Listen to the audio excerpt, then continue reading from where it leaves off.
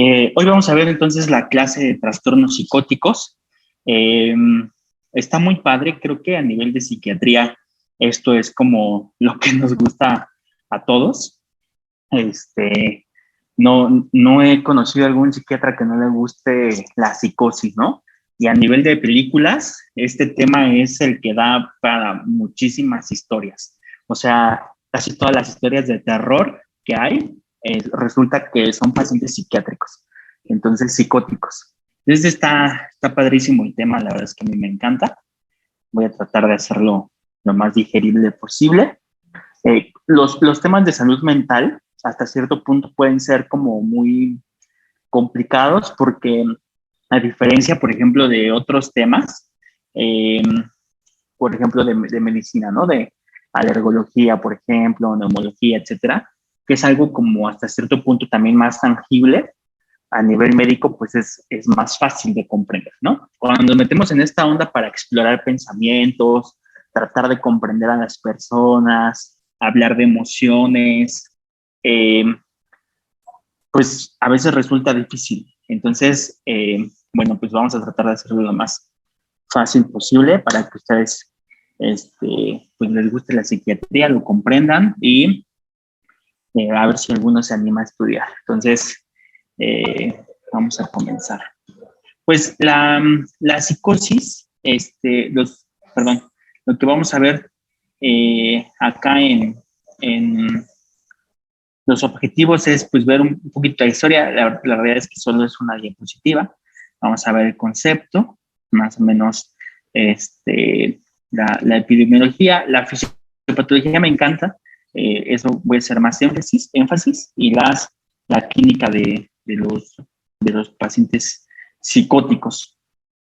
Entonces, bueno, pues un poquito de historia. Morel, él estuvo en los años de 1800 más o menos. Él era francés, pero él nació en Austria, me parece, no recuerdo bien. El chiste que Morel fue el primer psiquiatra que dio o vio que había una explicación biológica, ¿sale? Una explicación que la psiquiatría, que las enfermedades mentales tenían un sustrato biológico.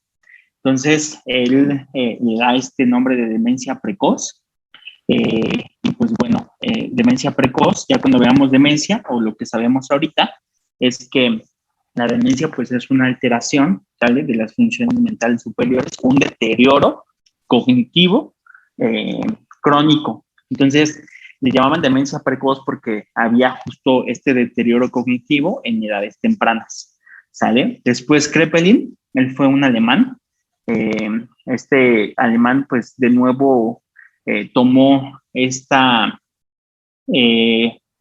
este nombre de demencia precoz y comenzó a hacer mayor investigación en el campo.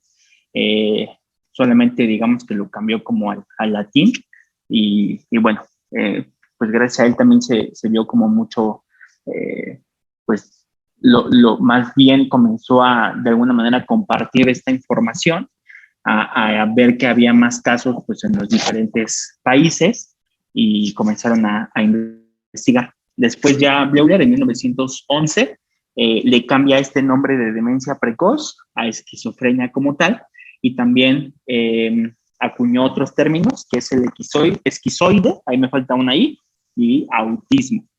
Entonces a él se le debe el nombre de esquizofrenia a los pacientes que cursan con una enfermedad con sintomatología psicótica, sin ninguna otra etiología.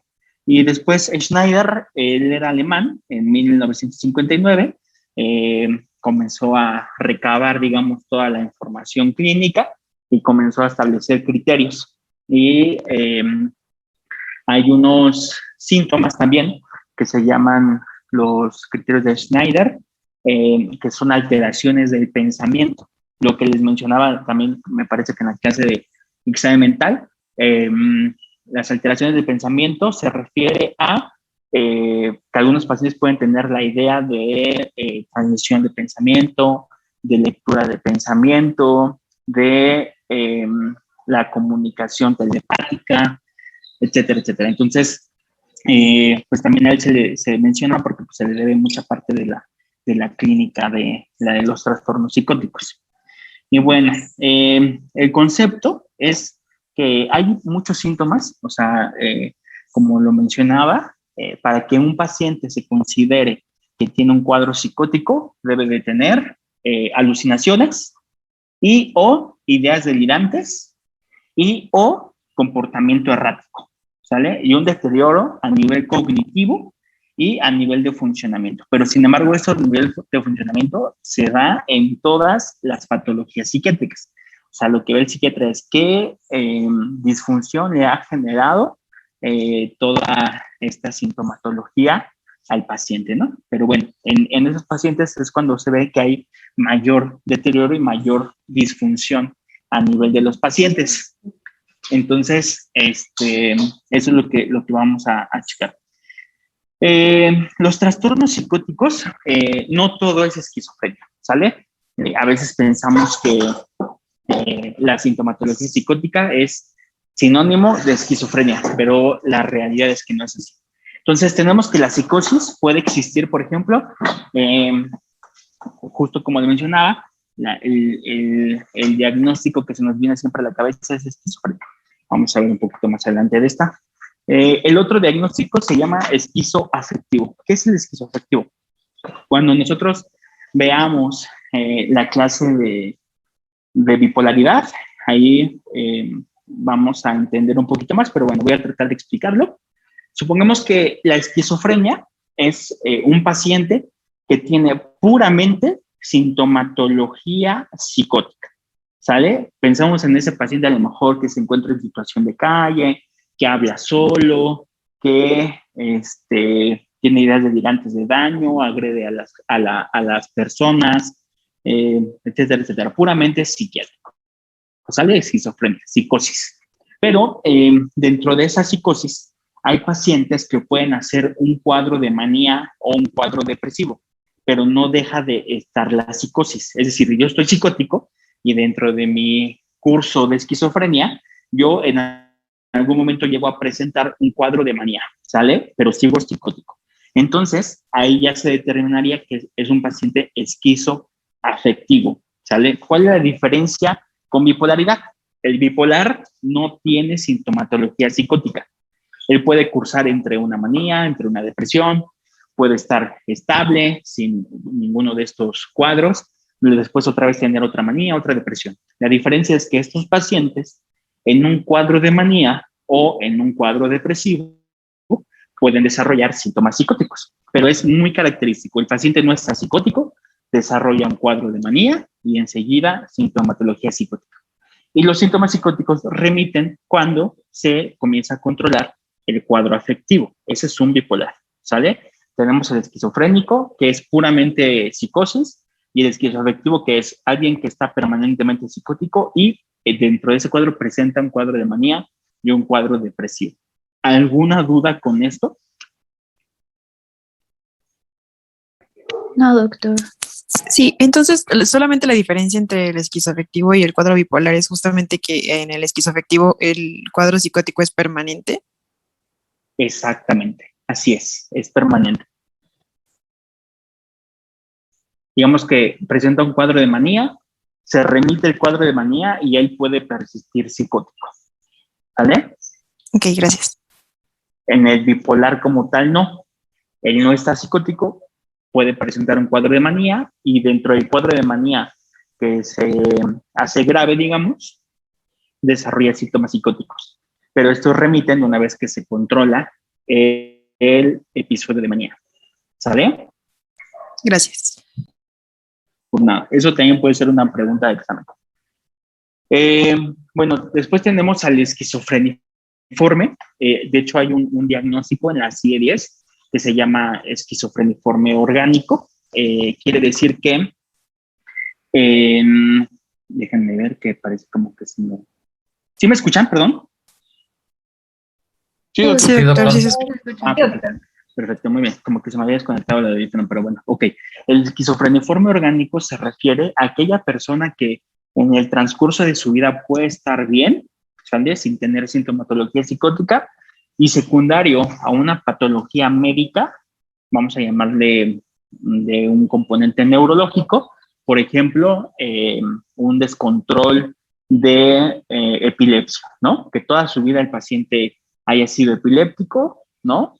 Tiene hipoxia, tiene pues el tratamiento, por ejemplo, con los anticonvulsivos, ¿no? Y se va generando un daño, hasta que de un momento a otro comienza a presentar sintomatología psicótica, ¿sale? Entonces se dice que este paciente presenta sintomatología psicótica secundario al daño neurológico que tiene. Entonces eso se llamaría esquizofreniforme orgánico, ¿vale? Puede ser otro paciente, por ejemplo, que tenga un EBC, ¿sale? Un evento vascular cerebral, toda su vida estuvo bien, un hipertenso descontrolado, ¿sale? Se le sube la presión hasta 250 sobre 150, por ejemplo, y produce una hemorragia a nivel cerebral, y eso puede dejar que el paciente tenga un cuadro psicótico permanente. Ese también se llamaría esquizofreniforme orgánico. Es decir, repito, es un paciente que toda su vida está bien y que comienza a presentar sintomatología psicótica secundario a un daño a nivel cerebral. Un traumatismo craneoencefálico, por ejemplo, una tumoración. ¿Ya me expliqué?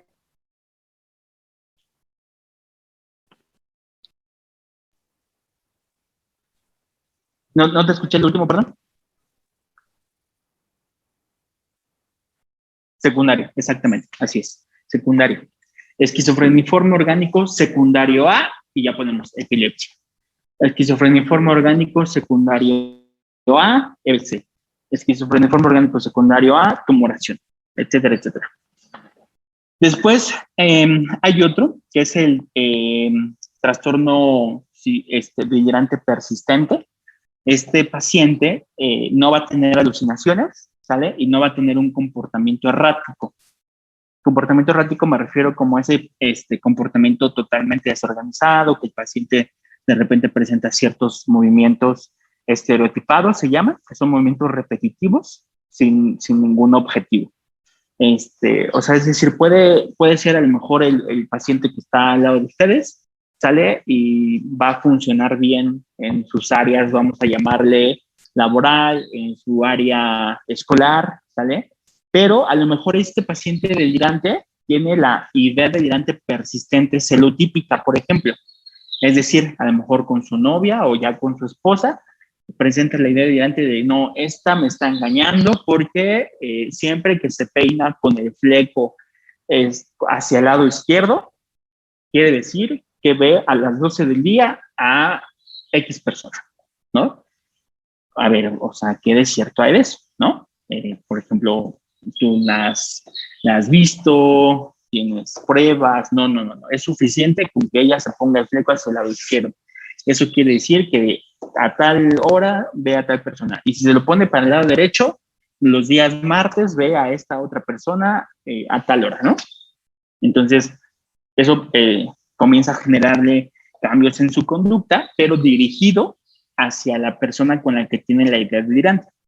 Entonces, un trastorno delirante persistente es aquella persona que puede tener una o máximo dos ideas delirantes y que su comportamiento cambia en el contexto de la idea delirante. Pero en las demás esferas es totalmente funcional. ¿Sale? ¿Sí me explico con este paciente? Sí. No va a tener alucinaciones y no va a tener un comportamiento errático a nivel general, solamente en el contexto de las ideas delirantes. Se puede tener una o dos ideas delirantes como máximo. Después, el psicótico secundario, aquí es más por sustancias. Por ejemplo, puede ser un paciente que consume cocaína, por ejemplo, que consume marihuana. Es un paciente también que puede tener un delirium. El delirium también, digamos, es una alteración neurológica, pero no es una alteración neurológica crónica, a diferencia, por ejemplo, del esquizofreniforme. El esquizofreniforme es, tengo un daño a nivel neurológico y la psicosis se me queda de manera permanente. Es decir, tengo que tomar medicamento de por vida. En el secundario no, el secundario es, en este momento está pasando algo que me está generando sintomatología psicótica. Me pueden dar tratamiento, pero una vez que se quita el estresor, ¿sale? Yo ya no tengo sintomatología psicótica. Por ejemplo, el delirium, repito, es una patología, vamos a llamar una alteración neurológica aguda, ¿sale? Se llama síndrome confusional agudo. Secundario, en este caso, por ejemplo, es más frecuente en viejitos que cambian de un medicamento, que se les aumenta, por ejemplo, la dosis del medicamento, que tienen infección de vías urinarias, que tienen un descontrol diabético, ¿sale? Entonces, una vez que se hace un ajuste en la sintomatología, en el tratamiento y regresan a esa estabilidad, puede remitir la sintomatología psicótica. Son pacientes, por ejemplo, que les hacen, no sé, una cirugía mayor, ¿no? Hacen una LAPE, por ejemplo, pueden hacer, por ejemplo, no sé, una amputación por pie diabético, ¿sale? Se descompensan y hacen sintomatología psicótica. Entonces, ese paciente va a presentar en ese momento un delirium, ¿sale? Y va a remitir el delirium una vez que se controle la infección, por ejemplo. Es un paciente que consume, repito, marihuana, que consume solventes, que consume peyote, cualquier droga, y durante el momento de, vamos a llamarle, del efecto de la droga, pueden presentar síntomas psicóticos, ¿sale? Una vez que remiten esos síntomas psicóticos, es porque ya no está haciendo efecto la droga, ¿no? Hay algunos pacientes, por ejemplo, que si bien con el uso de alguna droga se pueden quedar psicóticos, es decir, se quedan en el viaje, ¿sale? Este paciente se va a llamar trastorno psicótico persistente, secundario a consumo de sustancias, ¿sale? No se considera como esquizofreniforme, se llama trastorno psicótico persistente, secundario a consumo de, y se especifica qué droga es la que consumió, en el caso que eso sea la etiología, ¿sale? Entonces, vamos a ver que los síntomas psicóticos, entonces, siendo en esta diapositiva, puede tener diferente etiología, ¿sale? Eso hace que los síntomas psicóticos sean ¿cómo se llama? Se me fue el nombre. La definición es la presencia de signos y síntomas, sin embargo, con diferente etiología. ¿Cuál es el término? Síndrome. Síndrome, exactamente, así es. Un síndrome psicótico. Espérenme, pues está cambiando esta cosa. Ahí está. Entonces, el trastorno psicótico es un síndrome que va a tener diferente etiología, pero la sintomatología es la misma. Es decir, puede tener alucinaciones, puede tener ideas delirantes, puede tener comportamiento errático, ¿sale? Muy bien. Después, dentro de la epidemiología, esta epidemiología es más de esquizofrenia, ¿sale? Cuando veamos, por ejemplo, sustancias, vamos a ver la epidemiología de sustancias, ¿sale? Cuando veamos, por ejemplo, demencia, también se puede tocar por ahí un tema de delirium, ¿no? Como para hacer diferencia, podemos mencionar la epidemiología. Entonces, esta epidemiología es más de esquizofrenia. Entonces, dice que afecta entre 21 a 26 millones de personas a nivel mundial. La prevalencia es de 1%, esto es en el Kaplan, y en el DSM-5 dicen que de 0.3 a 0.7, pues casi se acerca al 1%. En hombres, perdón, es más frecuente, se dice que hay 12 millones, y la edad de inicio en hombres puede ser de 10 años hasta los 25. Esto no quiere decir que después no puedan presentar un diagnóstico de esquizofrenia. No, sí lo pueden presentar, pero es más frecuente de 10 a 25 años. Y en mujeres hay menor cantidad de ellas con un trastorno psicótico que va de 9 millones, y ellas, la edad de inicio más o menos va de 25 a 35 años, aunque por supuesto hay algunas que pueden presentarlo a menor edad, ¿vale? Pero no se salvan. Después de los 40 años hay otro pico de las pacientes mujeres que llegan a presentar un cuadro de esquizofrenia, ¿sale? Entonces, pues es importante hablar de eso porque genera muchísima disfunción. Es decir, una persona puede ser doctora, ¿no? Puede cursar pues, su práctica clínica muy bien y después de los 40 años puede desarrollar esquizofrenia. Entonces, genera muchísima disfunción esta patología. Vamos a ver algo de fisiopatología. Está bien padre porque hay muchas teorías. Bueno, hoy en día ya se comprobó, por ejemplo, la que era la teoría dopaminérgica, se ha comprobado, pero vemos que a nivel neuronal, pues en realidad el cerebro no funciona solamente con un neurotransmisor. El cerebro funciona con la interacción entre todos los neurotransmisores. Es decir, si la dopamina en cierta área del cerebro genera una función positiva, vamos a llamarle, en otra área del cerebro genera una función negativa, ¿sale? Por lo tanto, un paciente va a tener sintomatología completamente variada. Y si damos tratamiento, también va a tener pues diferentes efectos adversos. Entonces vamos a hablar también sobre eso. Se dice que la teoría dopaminérgica, que ya no es teoría, repito, ya se comprobó, abarca 4 vías dopaminérgicas. Esto también va a ser pregunta de examen, para que pongan atención. Las teorías dopaminérgicas, las vías dopaminérgicas son 4, ¿sale? Va a estar la vía mesolímbica, la vía mesocortical, la vía tuberoinfundibular y la vía negroestriada. Es importante decir que la vía mesolímbica y la mesocortical van a ser las responsables de generar la sintomatología psicótica, ¿sale? Y la vía tuberoinfundibular y la negroestriada van a ser las responsables de los efectos adversos cuando nosotros utilicemos tratamiento antidopaminérgico. Entonces, las personas que ya han rotado conmigo, que es del B, el grupo B al F, pues ya se lo saben, espero que lo hayan repasado, si no, bueno, no se preocupen tampoco, pero me gustaría de los que ya han repasado, que ya tomaron esta clase conmigo, me dijeran la vía mesolímbica, ¿de qué síntomas se hace responsable cuando hay una afección a este nivel? A nivel general, sintomatología, ya sabemos, puede ser negativa, positiva, comportamiento errático. ¿De qué sintomatología es la responsable la alteración de la vía mesolímbica?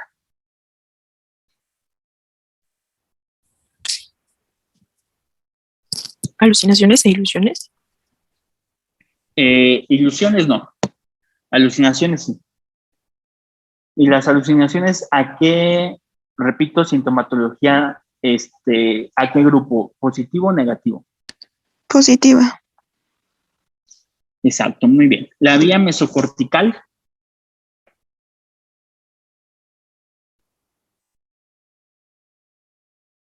Se asocia acuerda? a bulia, aplanamiento afectivo cuando se presentan síntomas negativos, por ejemplo, en esquizofrenia, anedonia y disminución de la cognición.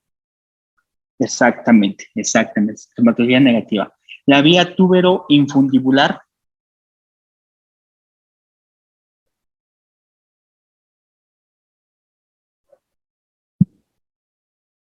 ¿Alguien que se acuerde? ¿No?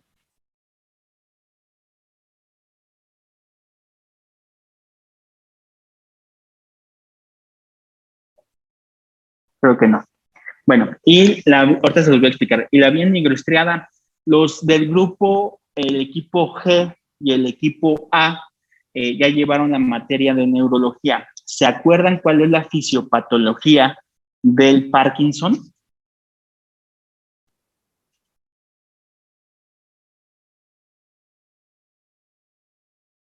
Es la afectación en la sustancia negra. Ajá. ¿Qué pasa? ¿Qué pasa ahí en la sustancia negra? Hay afectación en las cantidades de dopamina. Ajá, ¿por qué?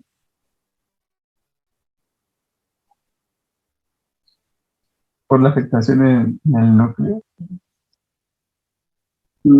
Hay destrucción de las neuronas dopaminérgicas en la sustancia negra, ¿sale? Por ende, por supuesto, pues no va a haber una adecuada producción de dopamina, ¿sale? Y entonces comprendemos que la dopamina va a ser necesaria para un control del movimiento. En el Parkinson, el problema que hay es que existe alteración del movimiento, de la marcha, de las características de la fascie, ¿sale? Secundario a esta destrucción. Entonces, es necesario saber esto para poder comprender qué es lo que va a pasar cuando nosotros vamos a usar los medicamentos.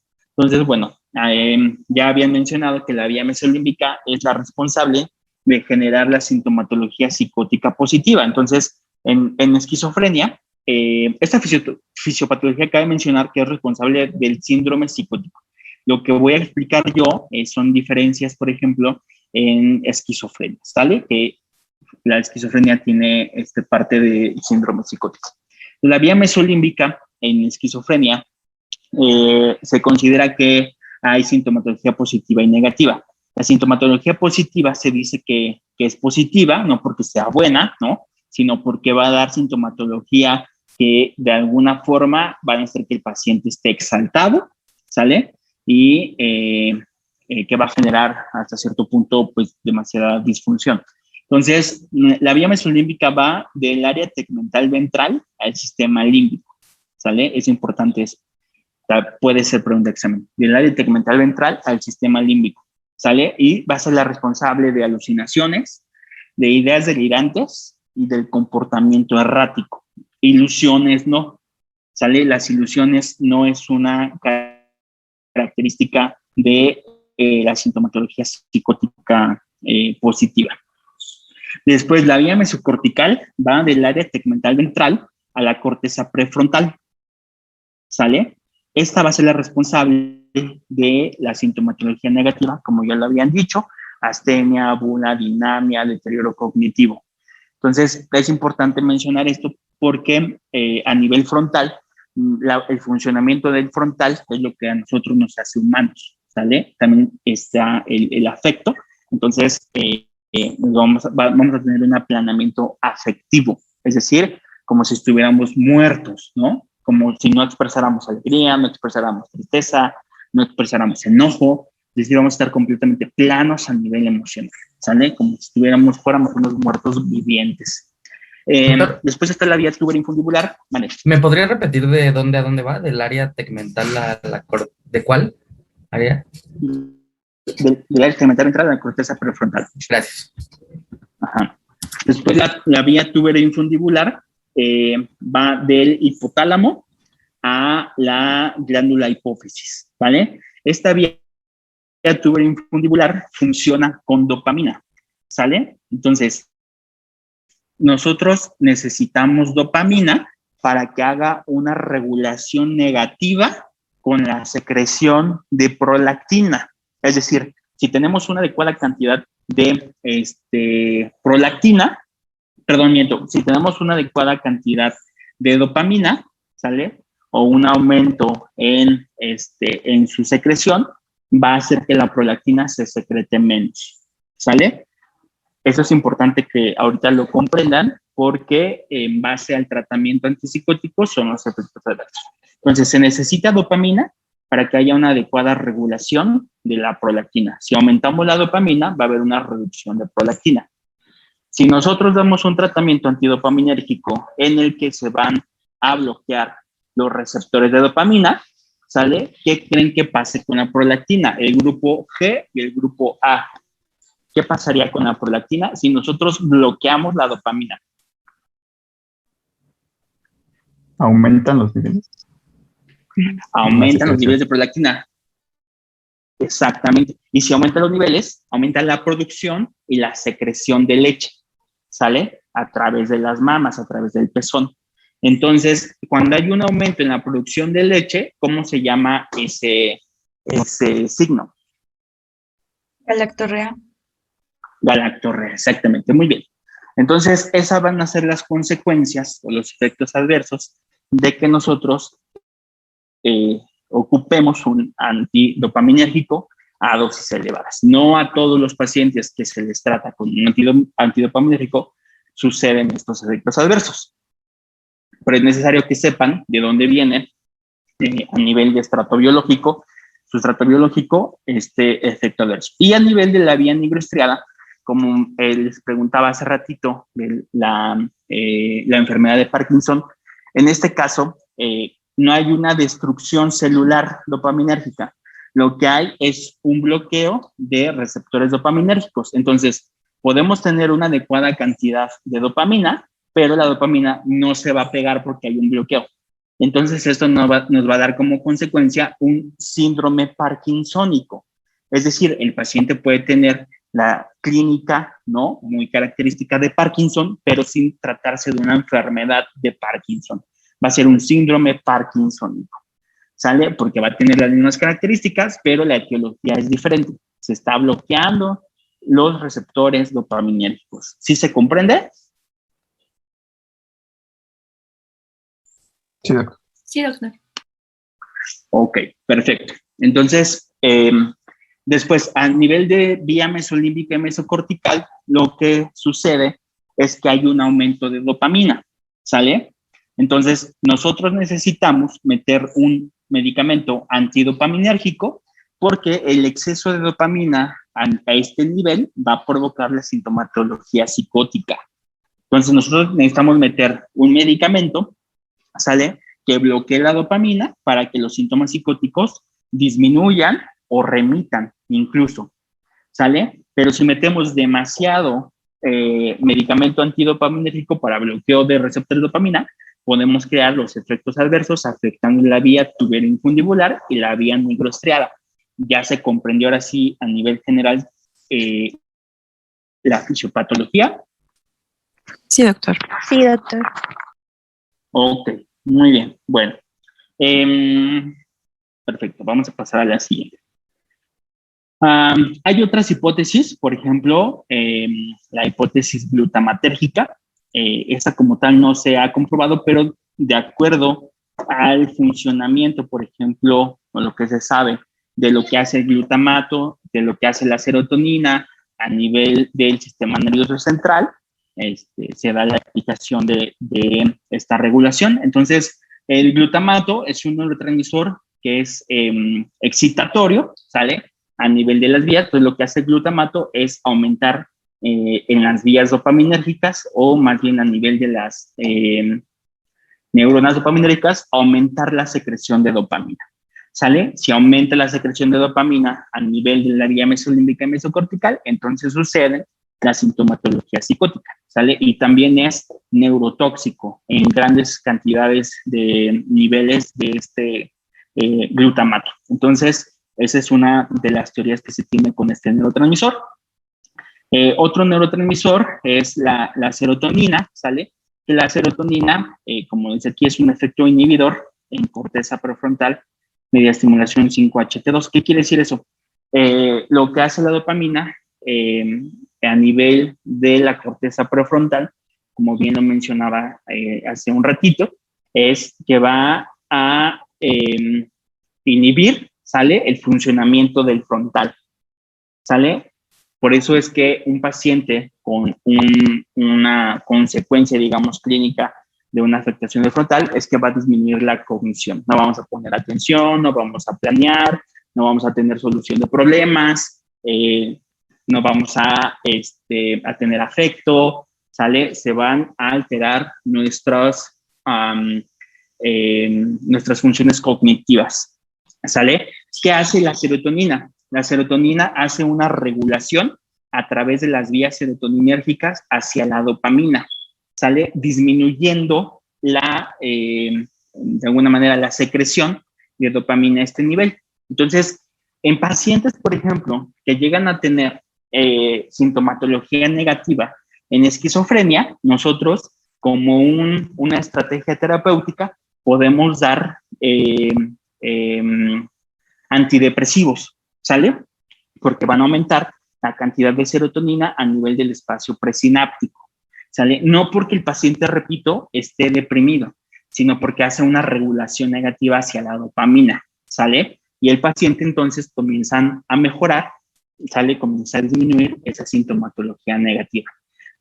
Aquí cabe mencionar, por ejemplo, el efecto, o más bien las diferencias que hay entre los antipsicóticos de primera generación y los antipsicóticos de segunda generación. Los antipsicóticos de primera generación, o también llamados típicos, los antipsicóticos típicos, son muy específicos de receptores D2, receptores dopaminérgicos de tipo 2, ¿sale? Entonces, pensando, por ejemplo, en la consecuencia de estos receptores, de estos medicamentos antipsicóticos típicos o de primera generación, van a tener mayor efecto adverso a nivel de afectación de la vía tiburoinfundibular y nigrostriada, ¿sale? Porque son bloqueadores específicos de receptores de 2, pero van a ser también muy buenos en el control de la sintomatología positiva y del comportamiento errático o una agitación psicomotriz. Es decir, un paciente, por ejemplo, que llega con un comportamiento heteroagresivo a nivel, por ejemplo, de urgencias psiquiátricas, que las ideas delirantes están al tope, ¿no? Pensando que todos le quieren hacer daño, se defiende de todos, por eso se comporta agresivo. Los antipsicóticos típicos son muy convenientes para poder aplicarse vía IM para tener un control del paciente a nivel motriz, ¿sale? Y son muy incisivos en las ideas delirantes y alucinaciones.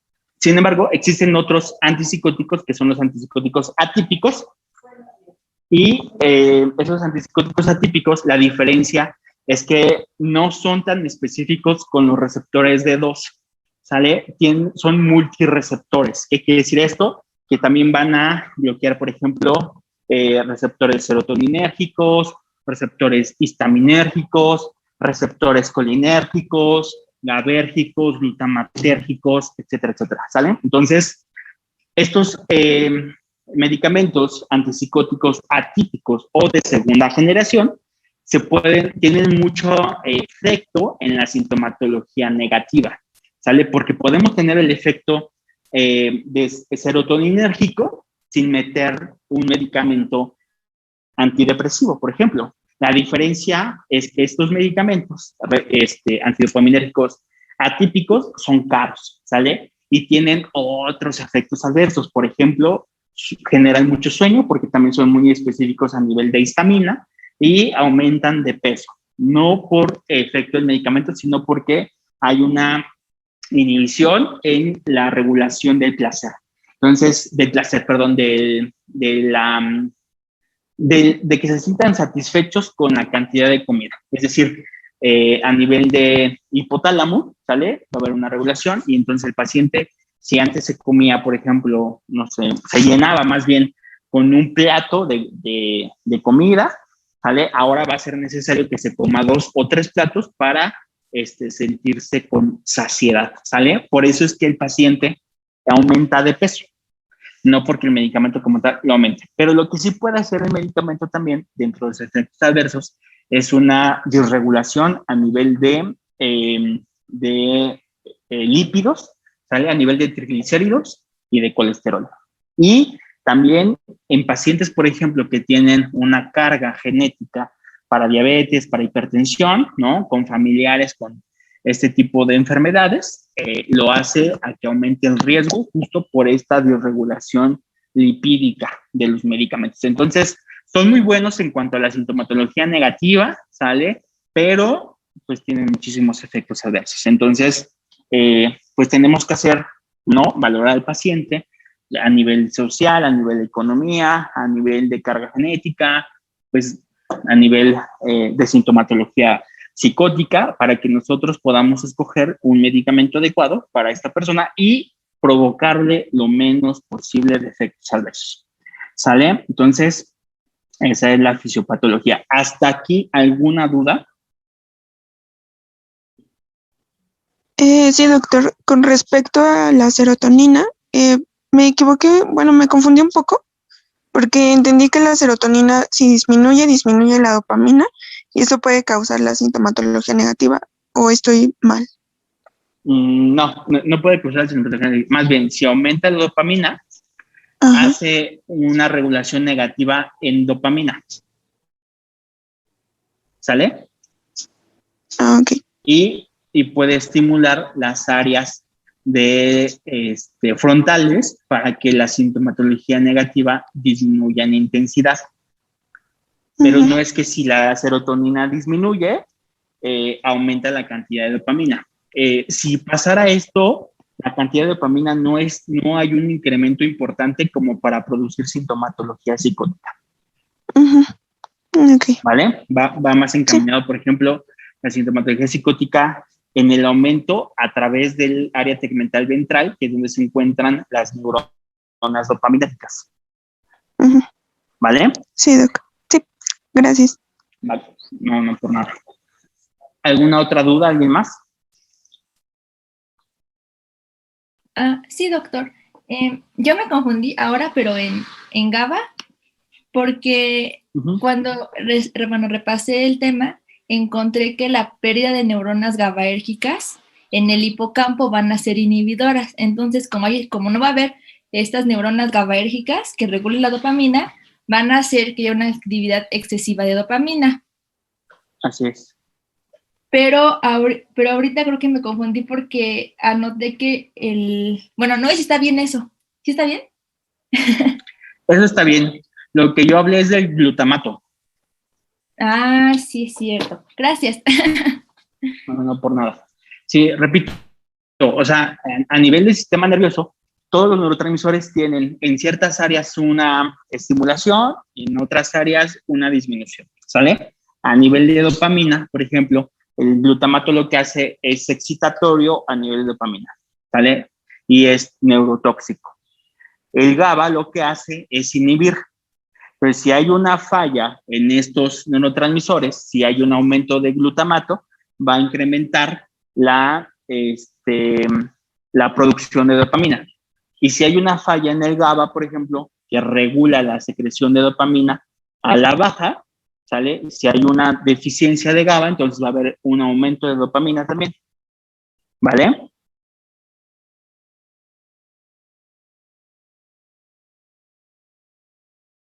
Bueno. Sí. Sí, doctor. Bueno, no espero que se lo aprendan ahorita, ¿vale? Hay que repasarlo. Entiendo que es muy confuso, porque un neurotransmisor puede aumentar y ese aumento hace que el otro neurotransmisor aumente. Otro neurotransmisor puede inhibir y esa inhibición o esa deficiencia más bien, perdón, del neurotransmisor puede hacer que esa misma sustancia aumente, ¿sale? Entonces, es muy complejo, lo entiendo. No les voy a preguntar de eso, de esos neurotransmisores, les voy a preguntar solamente de la teoría dopaminérgica, ¿sale? De las vías dopaminérgicas, vía mesolímbica, mesocortical, nigroestriada y tuberocondibular, ¿sale? Sí, doctor. No se me estresen. Bueno, entonces, ¿hay alguna duda respecto a cómo funcionan los medicamentos?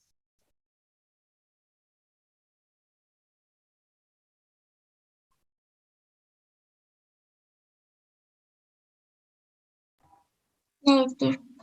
No, doctor. ¿Seguros? Bueno, ahorita les hago unas preguntitas entonces. Bueno, vamos a continuar. Dentro de las características clínicas, refieren, por ejemplo, que a nivel de esquizofrenia, el paciente va a presentar ciertos síntomas, vamos a llamar de cierto comportamiento, desde edades muy, muy tempranas. Por ejemplo, esto se llama de personalidad premórbida. Cuando nosotros hacemos la historia clínica en un hospital psiquiátrico de un paciente que va por primera vez por sintomatología psicótica, pues se les hace todo el protocolo de estudio, comenzamos a interrogar cómo fue su comportamiento durante toda su vida, ¿no? Entonces podemos encontrar a lo mejor que un paciente desde pequeño fue retraído, no le gustaba ir a fiestas, muy callado, muy pensativo, ¿sale? Entonces puede comenzar desde ahí, pensando en que a lo mejor algún paciente inicie desde la edad de 10 años, ¿no? Pero bueno, se dice que hay sintomatología prodrómica que un paciente va a presentar cuando unos de 3 a 6 años de que inicie como tal la enfermedad, ¿no? De que se diagnostique. Es decir, si un paciente se diagnostica a los 20 años, quiere decir que uno de 3 a 6 años antes comienza a desarrollar cambios, ¿sale? A nivel de comportamiento, de pensamiento, de cómo percibe el mundo a su alrededor, ¿sale? Por lo regular son pacientes que van a tener cierta inclinación hacia temas místicos, hacia ovnis, hacia fantasmas, por ejemplo. Incluso en el lenguaje se va a ver disminuido, van a ser retraídos, van a ser como más lentos, ¿sale? Y el pensamiento, bueno, pues va a ser raro ese pensamiento. Entonces son esos compañeritos a lo mejor que tenemos y se nos hacen raros, ¿no? Así pueden ser así pueden comenzar con estos síntomas prodrómicos. Y va a tener también mucha confusión amiguito, este paciente, ¿sale? Se va a encontrar con muchas interrogantes, ¿no? Incluso hasta uno puede decir, no, pues se va a ir al área de filosofía y letras, ¿no? Pero no, estos pacientes son todavía más extraños, todavía más retraídos. Entonces, así es como los vamos a identificar. Y casi siempre la familia nos dice, sí, doctor, fíjese que era muy callado, no convivía con nosotros, cuando invitábamos a fiestas no iba, todo el tiempo se la pasaba en su cama, ¿no? En su cuarto, no quería salir, se olvidaba de comer, etcétera, etcétera, etcétera. No podría pasar el tema porque yo siempre no. Ok. Es un paciente que me manda un mensaje. Después, otras características clínicas, se dice que hay criterios de alto riesgo y ultra alto riesgo, ¿no? Y entonces aquí es cuando, por ejemplo, algunos pacientes llegan a presentar síntomas como tal. Entonces, tenemos, a lo mejor ustedes en algún momento llegaron a conocer a una persona que les platicó, ¿no? Sobre a lo mejor experiencias un tanto místicas, ¿no? De no, pues es que yo escuché a La Llorona, ¿no? O yo de repente veo sombras en mi casa, o veo duendes, ¿no? Pero no es como esta onda cultural, así como de, existen los duendes, se sabe que los duendes existen en los manantiales. No. Esas personas sí los ven, sí los llegan a ver, pero a lo mejor esa sintomatología, esas alucinaciones visuales, solamente lo tuvieron durante un tiempo, ¿no? Supongamos en este cambio, por ejemplo, de la pubertad hacia la adolescencia, en el que los cambios a nivel neurológico, a nivel hormonal, puede generar cierto cambio en neurotransmisores. Entonces, digamos que puede ser hasta cierto punto, pues, normal, si bien no lo presenta el 100% de las personas, algunos lo pueden llegar a presentar, ¿sale? Pero bueno, puede ser a lo mejor que esas personas no solamente vieron a los duendecillos un mes, sino un día, ¿no? Sino que lo vieron como por mucho tiempo, 6 meses, por ejemplo, y después se quitó completamente, ¿sale? Por ejemplo, dice síntomas psicóticos breves intermitentes, quiere decir que los presenta, por ejemplo, por una semana, después se remiten durante 2-3 meses, los vuelve a presentar 2-3 días, vuelven a remitir y llega un momento en el que ya no presentan esa sintomatología sola. Y hay factores de riesgo de rasgo, que esto quiere decir, regresamos, por ejemplo, a la personalidad premórbida. Entonces, dependiendo de cuáles sean las características clínicas hasta aquí que haya presentado el paciente, vamos a ver que este paciente tiene mayor riesgo o este tiene menor riesgo, o esos pacientes de plano pasa un estresor y se van a botar. Se van a botar quiere decir que van a presentar los síntomas psicóticos a flor de piel, ¿sale? Entonces, todo esto se ve a nivel de historia clínica. Después, como tal, el paciente pues ya puede presentar el conjunto de esta sintomatología, es decir, algunos van a presentar ideas delirantes, ¿no? Como ya lo habíamos visto, de tipo, por ejemplo, celotípicas, de tipo daño, de tipo secuestro, de tipo místicas, de tipo religiosas, de tipo mesiánicas, de tipo nihilistas, etcétera, etcétera, etcétera, ¿sale? Van a presentar 1, 2, 3, 4 ideas, no lo sabemos, dependiendo del paciente. Van a presentar también alucinaciones y estas sabemos que son de los sentidos que tenemos, ¿no? Es decir, alucinaciones visuales, alucinaciones auditivas, alucinaciones olfatorias, alucinaciones gustativas, alucinaciones táctiles. Me parece que al grupo G y al grupo A no les he hablado como algunas especificaciones, o no sé si lo hicimos en el examen mental, es decir, las alucinaciones a nivel de sintomatología psicótica tipo esquizofrenia, lo más característico es que presenten alucinaciones visuales y alucinaciones auditivas, ¿sale? Si un paciente llega, por ejemplo, a su consultorio y les dice, ¿sabe qué, doctor? Fíjese que yo he estado presentando que, olores desagradables, o a veces llegan olores como a flores de cempasúchil, entonces pienso que ya vino a verme mi abuelita que estaba muerta, de repente me llega un sabor en la boca súper extraño, me dan ganas de vomitar, o a veces detecto un sabor muy agradable, muy dulce, o siento que me tocan, ¿sale? Si llega un paciente con estas características y dicen que le ha pasado, por ejemplo, estando sentado viendo la televisión y duran 1 minuto, 2 minutos, 10 minutos, por ejemplo, y se quitan y en algún otro momento lo vuelve a presentar, lo que yo sugeriría es que piensen a lo mejor en un tipo de epilepsia que se llama epilepsia del lóbulo temporal, ¿sale? O mesial temporal, también, así lo pueden encontrar. Dependiendo de las características de sintomatología psicótica que llega a presentar el paciente, o hay alguien que les va a llegar a decir, desde que yo cuando me drogo con marihuana, me relajo, pero cuando consumo cocaína, llego a escuchar voces que me dicen que me mate a mis papás, etcétera, etcétera, ¿sale? Entonces, hay que ir haciendo la historia clínica para inclinarnos hacia qué diagnóstico, qué nombre le vamos a dar y qué apellido a ese diagnóstico. Entonces, si un paciente dentro de su cabecita está pensando que lo quieren robar, que lo quieren secuestrar, y está escuchando voces que le están diciendo mátate, que le están diciendo mata a tu mamá, mata a tu papá, vete caminando a Guerrero, tírate de un puente, que lo están agrediendo, o voces que hablan entre sí y solamente lo están distrayendo, pues por supuesto que el lenguaje que va a tener este paciente pues va a ser desorganizado, ¿no? No va a saber qué decir o va a estar hablando con ellos, que serían soliloquios, es el término que se usa para decir que una persona está hablando sola, ¿sale? Va a tener, si escucha una voz del lado derecho, pues va a estar volteando hacia la derecha, o a lo mejor si ve una sombra detrás de la persona que está hablando, pues se va a asomar, entonces va a comenzar a tener una actitud alucinada, un comportamiento alucinado, anómalo o desorganizado.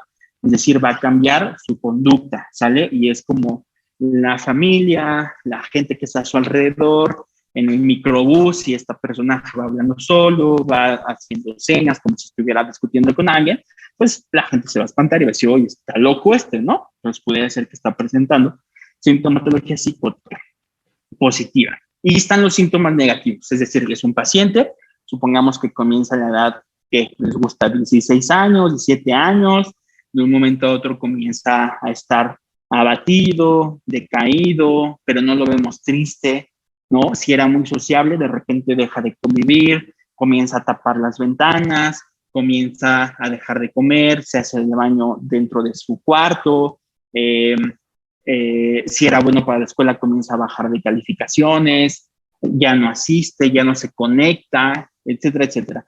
Puede ser que este paciente comience con sintomatología negativa y las personas a su alrededor pueden confundirse y decir, ay, no, es que está deprimido. ¿Sale? La diferencia que existe entre una depresión y la sintomatología negativa es el ánimo, ¿sale? Los pacientes con un cuadro depresivo, lo más característico es que lleguen a presentar tristeza, ¿sale? Que nosotros cuando lo veamos triste, ¿no? Que llore, por ejemplo, o que esté irritable. En el caso de los niños, por ejemplo, la diferencia es que esa tristeza la van a manifestar con irritabilidad. Pero bueno, eso lo van a ver mañana con la doctora, con la psiquiatra. En el caso de los pacientes con sintomatología negativa, psicótica, el paciente no va a estar triste, el paciente va a tener un aplanamiento afectivo. Es como decía hace rato, el paciente va a tener como una fase, por ejemplo, muy seria, no va a expresar alegría, no va a expresar tristeza, no va a expresar enojo, va a estar como muerto en vida, ¿sale? Y ustedes van a ver y hasta se van a sentir incómodos. Eso también se puede llamar un afecto inapropiado, ¿sale? Un afecto aplanado o inapropiado. Esa sería la sintomatología negativa.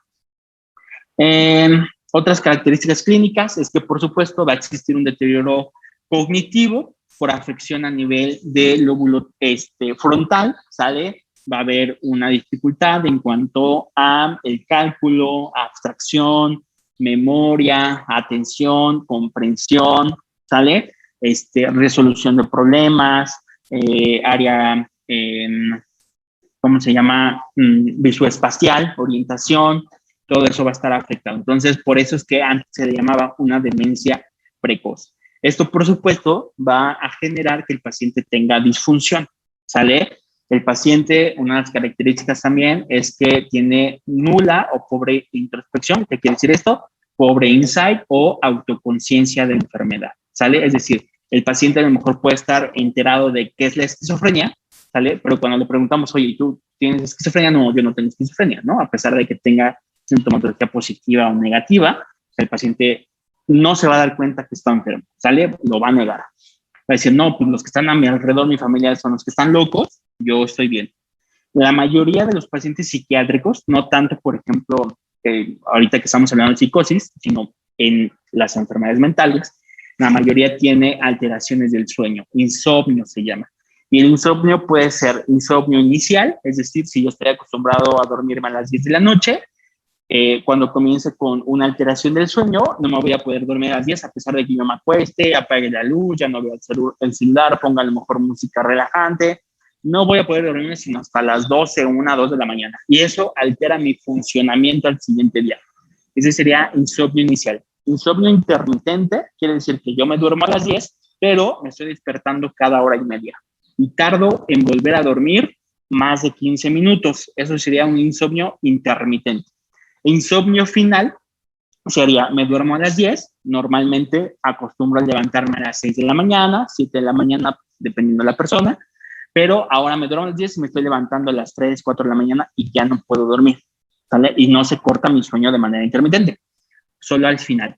Y puede ser un insomnio mixto en el que puede ser inicial e intermitente, inicial y terminal, o intermitente y final, ¿sale? Puede ser todo ese tipo de problemas de sueño. Y algo muy importante es el suicidio. La mayoría de los pacientes, por ejemplo, pierden el juicio. ¿Recuerdan cuando vimos juicio que les decía yo que es la capacidad de determinar o definir entre el bien y el mal, qué es bueno y qué es malo para mí? Entonces, como el paciente tiene una alteración del juicio y está fuera del marco de la realidad, el paciente, si escucha una voz y ese paciente interpreta que la voz es del diablo y el diablo está diciendo, si no te matas, voy a matar a toda tu familia, me voy a llevar las almas al infierno de tu mamá, de tus hermanos, de tu novia, de tu esposa, de tus hijos, de quien sea, pero eso va a pasar si no te matas, ¿no? Y como no tiene un juicio el paciente y esas voces para él son reales, entonces se mata, se suicida. Algunos se han colgado, otros se han tirado de un quinto piso, otros se toman veneno, ¿sale? Se exponen a que los atropellen, se dan balazos, o muchos otros tienen alucinaciones auditivas de tipo imperativas, quiere decir que les dan órdenes, y entonces puede ser ese mismo diablo que le dice mata a tu mamá, mata a tu hijo, mata al vecino, ¿no? Mata al perro, mata al gato, mata a quien sea, ¿sale? Y pueden cometer también ese tipo de homicidio. Entonces, es muy importante esto porque pues les causa disfunción, ¿no? Y pueden ir a la cárcel también. Hay una cárcel psiquiátrica que son los Cebarepsi.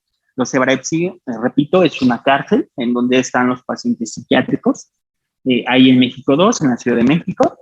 Y supongamos que es un paciente, por ejemplo, esquizofrénico, que mató a la esposa ante un cuadro psicótico agudo, es decir, el diablo dijo que la matara, si no, se iba a llevar a sus hijos, ¿no? Pues él se hace una valoración por parte de psiquiatría legal, y psiquiatría legal determina si ese acto de homicidio fue ante un evento agudo psicótico, ¿vale? O puede ser que la haya matado y esté fingiendo tener sintomatología psicótica. Entonces le hacen un estudio, le hacen varias entrevistas, varios psiquiatras legales, y se determina si fue ante un evento psicótico agudo o no. Y dependiendo de eso es la condena que se les da. Es decir, si no tiene un episodio psicótico agudo y lo hizo a manera de conciencia, el paciente es juzgado como alguien que no tiene una patología mental, a pesar de que en los antecedentes la tenga, ¿vale? Pero si un paciente que cometió un homicidio ante un cuadro psicótico agudo, entonces le dan una pena tipo un paciente que está descontrolado en una enfermedad mental. Entonces le dan la mitad de la condena, pero tiene que cumplirla, ¿sale? Tiene que ir a una cárcel, se le iban a dar 50 años, lo van a meter 25 años, con tratamiento, ¿no? Y en la cárcel psiquiátrica. Entonces, pues no se salvan de eso los pacientes, a pesar de que estén interdictos. Si el paciente está interdicto, quiere decir que alguien más es responsable del paciente, ¿no? Y entonces, en ese caso, se le juzga al paciente y a la persona que estaba como responsable, ¿no? Si es una falla de la persona, pues la persona es la que se va a la cárcel. Puede el paciente irse o no, dependiendo de cómo lo determine el juez. Si no se va a la cárcel el paciente, entonces le asignan a otra persona que esté a cargo del paciente, que sea el responsable. Entonces, pues se hacen ahí pues, muchas cosas. Entonces, eso pasa. Déjenme ver. Bueno, ahí se terminó la presentación, pero me gustaría hablarles de los fármacos antipsicóticos. Dentro de los fármacos antipsicóticos típicos, fármacos antipsicóticos de primera generación, usamos más el haloperidol. El haloperidol tiene mucho uso para controlar cuadros de agitación, ¿sale? Y cuadros de una persistencia en sintomatología psicótica positiva, como ideas delirantes y alucinaciones. También es un fármaco muy usado a nivel hospitalario, a nivel hospital general, en los pacientes, por ejemplo, que presentan un delirium. El tratamiento ideal es el haloperidol. Aquí cabe mencionar algo. Para que un fármaco tenga un adecuado efecto antipsicótico, debe de cubrir un 60% de los receptores D2. Entonces, estos fármacos, el haloperidol, con dosis de 2.5 miligramos, se dice que cubre del 60 al 80% de los receptores dopaminérgicos. Si algún fármaco, no hablando específicamente del haloperidol, cualquier antipsicótico, cubre más del 80%, entonces es muy probable que ese paciente presente efectos adversos como una afección de la vía tubero-infundibular o de la vía nigrostriada, ¿sale? Porque entonces el fármaco no se iría específicamente, por ejemplo, a nivel de la vía mesolímbica, mesocortical, generando las sintomatologías psicóticas, sino que abarcando un 80%, ya se ve afectada también las otras dos vías, tubero-infundibular y mesocortical. Nigrostriada. Entonces, hay que tener cuidado, por ejemplo, en los antipsicóticos típicos. Entonces, se dice que el haloperidol, con dosis de 2.5 miligramos al día, cubre de un 60 al 80%. La realidad, a nivel de experiencia, a nivel de hospital psiquiátrico, es que pacientes que tienen como tal una enfermedad de tipo esquizofrenia y que tienen la sintomatología psicótica positiva muy intensa, vamos a llamarla así, van a requerir dosis de 5, 10 o hasta 15 miligramos. Por supuesto, va a tener efectos adversos. Hay gente que no tiene ningún efecto adverso, ¿sale? Y que se controla muy bien la sintomatología positiva. Lo que tenemos que hacer es evaluar si el paciente llega a urgencias y nosotros lo vemos agitado, lo vemos agresivo, le vamos a poner de inicio haloperidol. Si ese paciente llega a presentar efectos adversos, lo que hacemos durante el transcurso del internamiento es cambiarle el medicamento, una vez que ya esté controlado, cambiárselo por otro que no tenga tantos efectos adversos a nivel de la vía nigrostriada y tubero-infundibular, ¿sale? Pero que siga controlando la sintomatología psicótica, ¿sale? Entonces, tenemos que hacer ahí estrategias. Otro de los medicamentos antipsicóticos típicos está la trifluoperacina. La trifluoperacina se llama así, es muy incisiva también en sintomatología psicótica positiva. Sin embargo, esta también se puede usar mucho en trastorno de ideas delirantes persistentes, ¿no? Lo que les mencionaba al principio, pacientes que no tienen alucinaciones, no tienen comportamiento errático, solamente tienen una o dos ideas delirantes que no se quitan.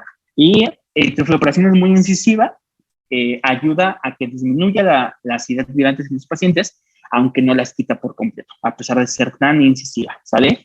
Pues bueno, trifluoperacina. Esos son los dos fármacos antipsicóticos típicos más usados hoy en día. Antes había otros, por supuesto, el clopixol, por ejemplo, que tenía muchísimos efectos adversos. La clorpromacina era otro medicamento, fue el primero, de hecho, que se sacó al mercado a nivel de fármacos antidopaminérgicos, pero igual tenía muchísimos efectos adversos a nivel de estas otras dos vías dopaminérgicas, entonces igual se sacó del mercado. Entonces, hasta ahora los fármacos, digamos, más seguros son haloperidol, sulfasalazina, hay otro que se llama levomepromacina. La levomepromacina tiene mucho efecto antihistamínico. Entonces, lo que hacemos nosotros es usar la levomepromacina más como inductor del sueño, un antipsicótico como inductor del sueño, un antipsicótico típico, pero pues no lo damos como tan frecuente porque hay otros fármacos que nos pueden funcionar muy bien para inducir el sueño. Entonces se usa muy poco la levomepromacina, eso lo usan más bien como algunos psiquiatras ya viejos, digamos, de la vieja escuela. Entonces, pero sigue siendo muy bueno también la levomepromacina. Esos son los antipsicóticos típicos. Hay otros que son los antipsicóticos atípicos o los de segunda generación. Entre estos, por ejemplo, tenemos a olanzapina, tenemos a quetiapina, tenemos a risperidona, tenemos a aripiprazol, tenemos a clozapina, ¿no? Los primeros, tanto olanzapina como quetiapina, son fármacos muy sedantes. Y estos dos medicamentos van a provocar una disregulación lipídica. Van a aumentar los triglicéridos, van a aumentar el colesterol, ¿sale? Y al ser muy sedantes, nosotros lo que hacemos es usar quetiapina, ¿sale? A dosis que sea un inductor del sueño y que no funcione como antipsicótico. Las dosis de quetiapina antipsicóticas son arriba de 300 miligramos. Si nosotros damos quetiapina en una dosis de 150 a 200 miligramos, va a tener también un efecto sedante, pero va a actuar a manera de un potenciador antidepresivo. Es decir, ponemos una fluoxetina, una sertralina, una paroxetina, citalopram, y si queremos potenciar el efecto, metemos quetiapina, 100, 150 miligramos, hasta 200 todavía, sale como potenciador por ser multireceptor. Pero si queremos usar quetiapina solamente para inducir el sueño, entonces damos una dosis de 25, 12.5 o hasta 50 miligramos, ¿sale? Tiene un efecto más histaminérgico con estas dosis. A nivel de olanzapina, la dosis antipsicótica es de 10 miligramos, ¿sale? Pueden ser como máximo 20 miligramos. Es un fármaco muy sedante, es de los que tú se lo das y se va a sedar, o sea, se va a dormir porque sí. Para controlar sintomatología psicótica, no creo que sea como el de primera elección, se puede usar sí, pero por todos los efectos adversos yo no lo uso tanto. Es caro, es un medicamento muy caro, entonces pacientes que vienen al hospital general, que van al hospital psiquiátrico por Bernardino, etcétera, no tienen tanta economía, entonces también por eso es otro descarte para estos pacientes, para indicar este tratamiento. Y este medicamento se puede usar en combinación con fluoxetina. Por lo regular ponen 25 miligramos de fluoxetina, 20 miligramos, más 2.5 o 5 miligramos de olanzapina. Hay una presentación así combinada y se usa mucho porque en pacientes, por ejemplo, que tienen trastornos alimentarios, que tienen un IMC por debajo de 18.5, que ya se considera desnutrición, olanzapina, al disminuir la saciedad, provoca que la paciente tolere mayor cantidad de alimentos, así como una disminución en la impulsividad a nivel frontal, lo que hace que disminuya, por ejemplo, esas ganas de estarse metiendo el dedo para vomitar o la restricción del consumo de alimentos, ¿vale? Y una regulación emocional también, aparte, por supuesto, de la terapia psicológica. Entonces, se pueden usar estas dosis de olanzapina como tratamiento coadyuvante para pacientes con trastorno de alimentación. Hay otro que es la risperidona. La risperidona se dice que es el medicamento antipsicótico atípico más típico, porque a pesar de ser una segunda generación, es muy incisivo también en receptores D2 y muy poco incisivo en otro tipo de receptores, a pesar de que se sintetizó como segunda generación. Entonces, una estrategia para pacientes, por ejemplo, que tengan muchos efectos adversos con los antipsicóticos típicos, podemos cambiar a risperidona, que también va a tener una buena especificidad hacia receptores de 2, pero en menor intensidad que los típicos. Entonces, podemos usarlo como en esa estrategia. Y los otros medicamentos como aripiprazol, que es un medicamento que va a causar menor sedación, menores efectos adversos, dislipidemia, ¿sale? La única diferencia es que es un medicamento muchísimo más caro que olanzapina y quetiapina. Entonces, pues la realidad es que pues no tenemos como tantos pacientes con ese medicamento. Además de que pues tienen un buen control con los otros. Y por último está la clozapina.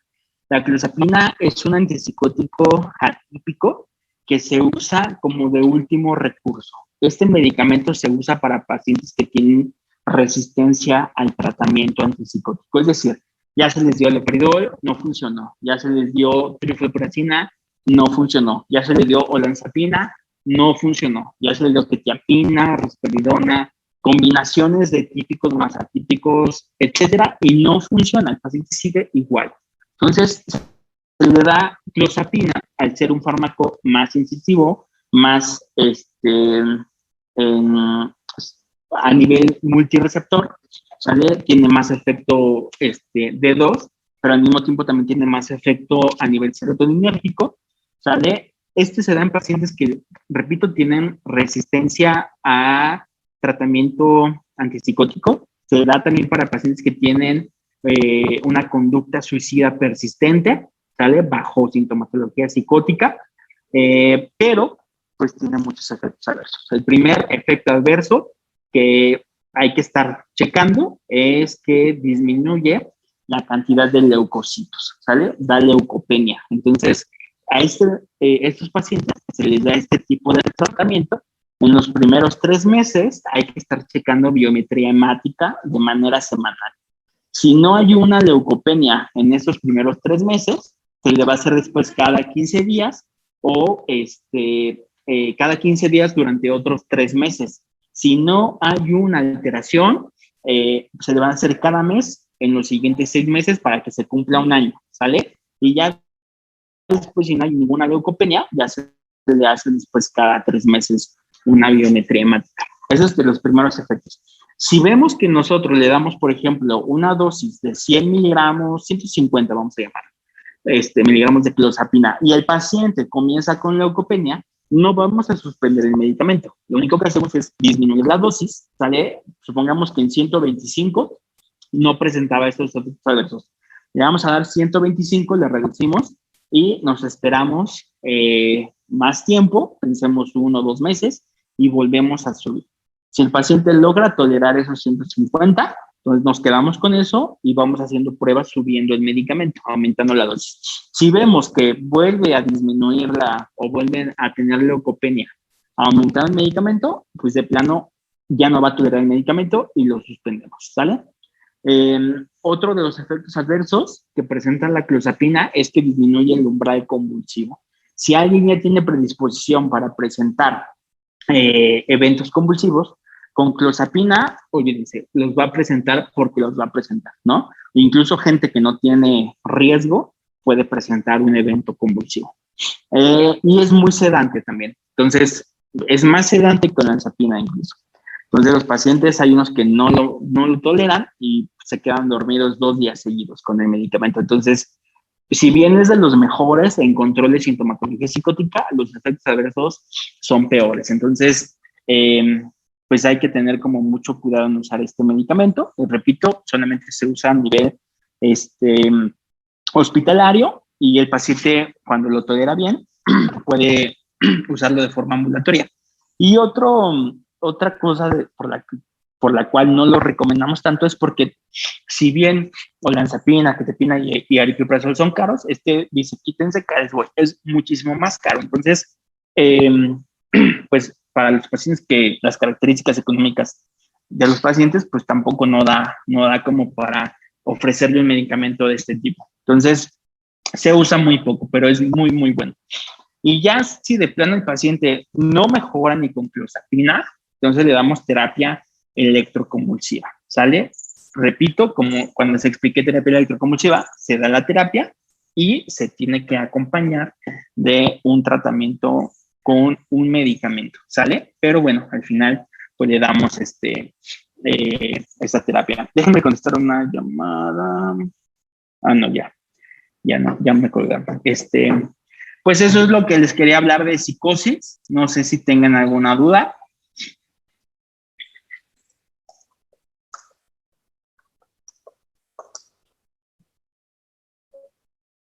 Bueno, ¿me escuchan? Sí, doctor, sí lo escucho. Sí, doctor. Perfecto, muy bien. ¿Alguna duda que tengan? ¿Alguna pregunta, algún comentario, aportación? Algo que ustedes quieran hacer, que quieran participar.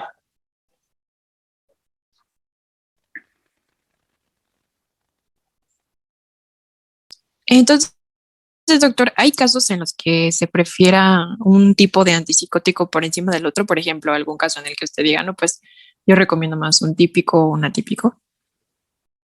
Sí, claro, siempre se va a individualizar el tratamiento. O sea, todos los pacientes, si bien pueden cruzar con un diagnóstico similar, esquizofrenia, no todos van a tener la misma sintomatología, ¿no? O no todos van a tener la misma disfunción.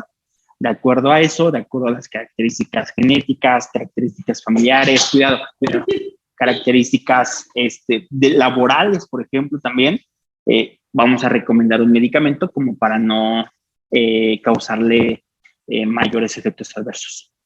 ¿Sale? Pero sí, siempre con cualquier paciente se tiene que individualizar y va a depender de la sintomatología que presente y las características. ¿Vale? Ok, muchas gracias. No por nada. ¿Alguien más?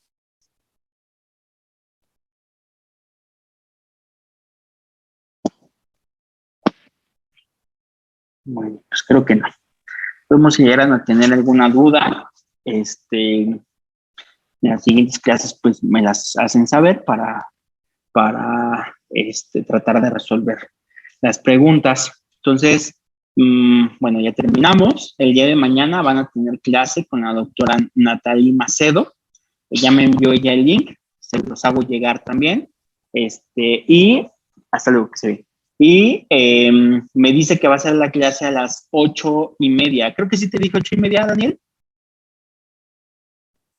Déjame ver, por acá tengo el... Bueno, a nosotros Dani nos comentó hace un momento que la clase iba a ser 8:30 el día de mañana.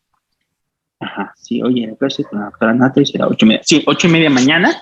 Les voy a mandar el link, le voy a mandar a Daniel el link de una vez para que él se los pueda mandar a ustedes y antes de las 8:30, es decir, 8:25, 8:20, pues ya estén listos ustedes para estar con la doctora. ¿Sale? Y ella les va a hablar de trastornos afectivos en pacientes pediátricos. El día miércoles, ¿qué clase es? Es la clase de dislexia y sonambulismo con el equipo, doctor. Excelente, muy bien.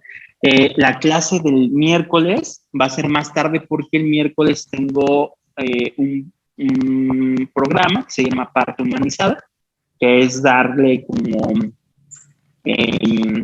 atención, seguimiento, orientación, psicoeducación a mujeres embarazadas que se vienen a tratar aquí al hospital. Entonces, eso va a ser a las 9, yo creo que terminó antes de las 10. Entonces, la clase que inicia el miércoles a las 10. Después, el día jueves, van a tener clase con la doctora Isis Suárez. Le voy a preguntar a ella en estos días también a qué hora va a ser y yo les aviso antes, por supuesto. Y pues nada más, ¿vale? Y así no les voy a estar avisando para las clases. Entonces, bueno, si llegan a tener alguna duda, no duden en comentármela, ¿sale? En decirme y la resolvemos. Y estudien trastornos afectivos en niños para que mañana participen con la doctora, por favor, ¿sale? Doctor, Sí, en cuanto al diagnóstico, en cuanto al diagnóstico, ¿también se puede utilizar algunos criterios de la OMS o del DSM-15 o solo es con la sintomatología clínica?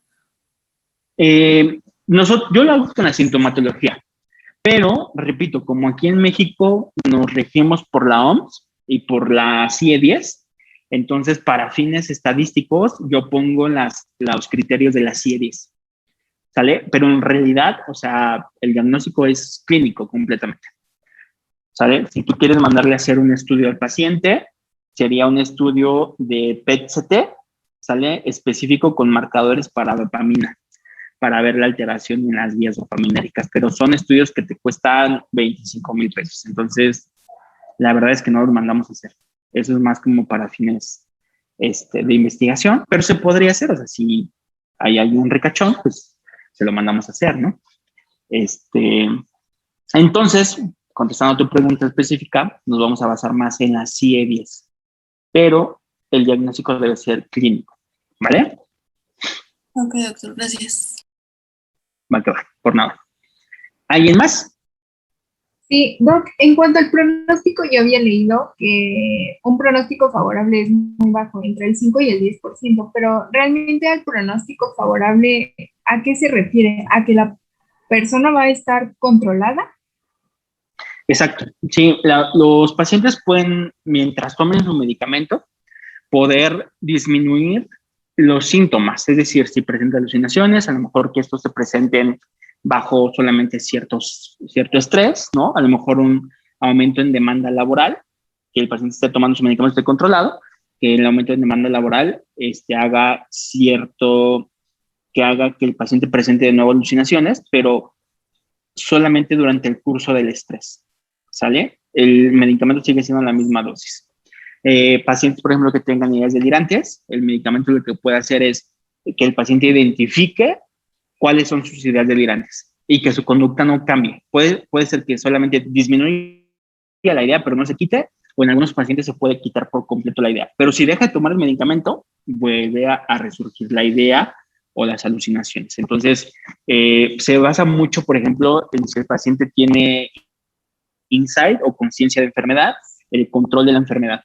Entonces, la realidad es que muchos pacientes llegan a tener un adecuado control y regresan a su funcionamiento.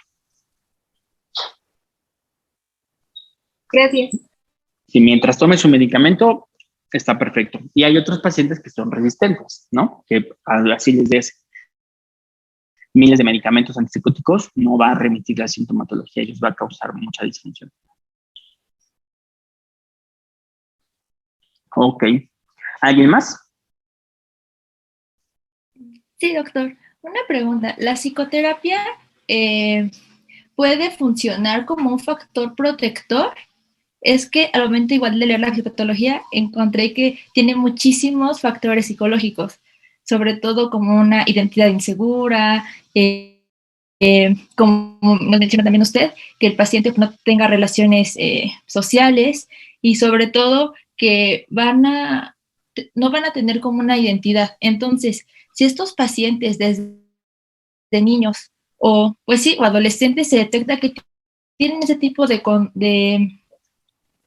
conducta, bueno, no de conducta, más bien de problemas psicológicos, se podría tratar al paciente para intentar evitar que no tenga como una pérdida del yo o una pérdida de la identidad y con esto contribuir un poquito como factor protector o no.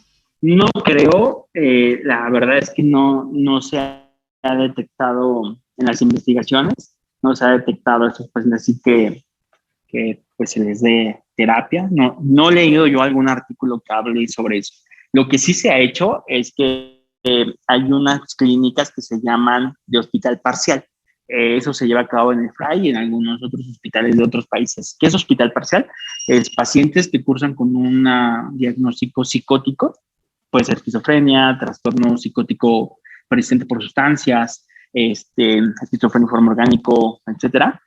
Esos pacientes se meten a una clínica en la cual 3 días a la semana van a ir al hospital y van a estar de 8 a 2 de la tarde. Entonces ahí lo que se hace en esas clínicas es terapia para que el paciente pueda reintegrarse a su rol familiar, por ejemplo, que se pueda reintegrar a su trabajo, que se pueda, pacientes, por ejemplo, que logren controlarse, pero cursar con un cuadro psicótico agudo generó que comenzara a tener, por ejemplo, miedo, que comenzara a tener ya no seguridad, etcétera, etcétera, sí se puede tratar con una, terapia. Entonces, pregunta específica, que si se puede prevenir, si se da una terapia previa, yo creo que pudiéramos salvar como algunas funciones cognitivas. Es decir, que si en algún momento el paciente llega a presentar sintomatología, se comienza a tratar de manera inmediata para disminuir la afección cognitiva. Yo creo que a ese nivel sería. No tanto como para prevenir que se presente la enfermedad, sino para disminuir que se complique o que se cronifique. Yo creo que ahí se podría incidir. Ok, gracias. No por nada. ¿Alguien más?